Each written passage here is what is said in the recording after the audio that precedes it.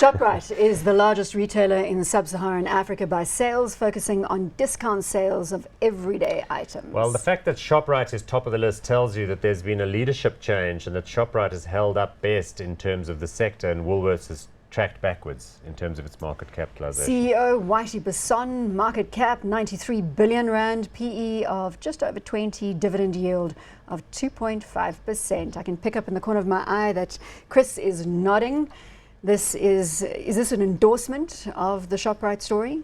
Well, it's a great story. It's a wonderful story. I mean, these guys had first mover advantage into the rest of Africa. However, we've got to qualify that now, because I went to a presentation by Martin Davis at our conference last week, and he made this wonderful graph showing the correlation between Chinese growth and African growth, sub-Saharan African growth, and the two move in tandem so beautifully. He says, look, as a rough guide, take Chinese growth, deduct 3.5%, and you're going to get roughly where sub-Saharan Africa is going to be.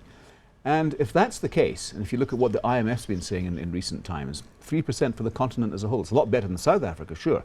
But companies like Shoprite that have, pinned their masts very much to, their flags very much to countries like Nigeria and Angola, as that oil price has fallen. And I know we're seeing a little bit of dead cat bounce recently in the oil price, but I think commodity countries like Nigeria and Angola are going to find it very, very tough. So to cut a long story short, I think the African expansion, while good for the very long term, I think in the short to medium term is going to hurt companies like Shoprite, unfortunately. Well, let's look at that share price performance, because as you say, Paul, the table has basically changed up a little. Yeah. Look, it hasn't done all that well. The performance in 2010, 11, 12 and 13 was nothing short of spectacular. It soared and really was the sort of dominant story.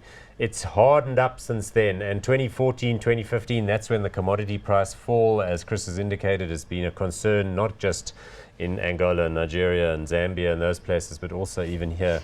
So but tracking sideways to slightly down, we would say. They were gaining massive market share in the sector in that early period, and that's also stabilized. So Pick n Pay came back at them, Woolworths came back at them, so it got a little bit harder. But they are and still remain a very strong performer, very well managed, good distribution centres, good payment systems, good supplier management. But you're not tempted to get into them? I think it's a buy. I mean, I like it. I like the fact that they are as well positioned as they are. So for me, it's a question of choices, but definitely a hot. Yeah. Chris, are you going to give it a hot? Be a little bit careful on Shoprite. Locally, they're losing market share, believe it or not, to Pick n Pay. We'll come on to that in a moment. So I love the company, and I think it's beautifully managed, but I'm not hot on it, no.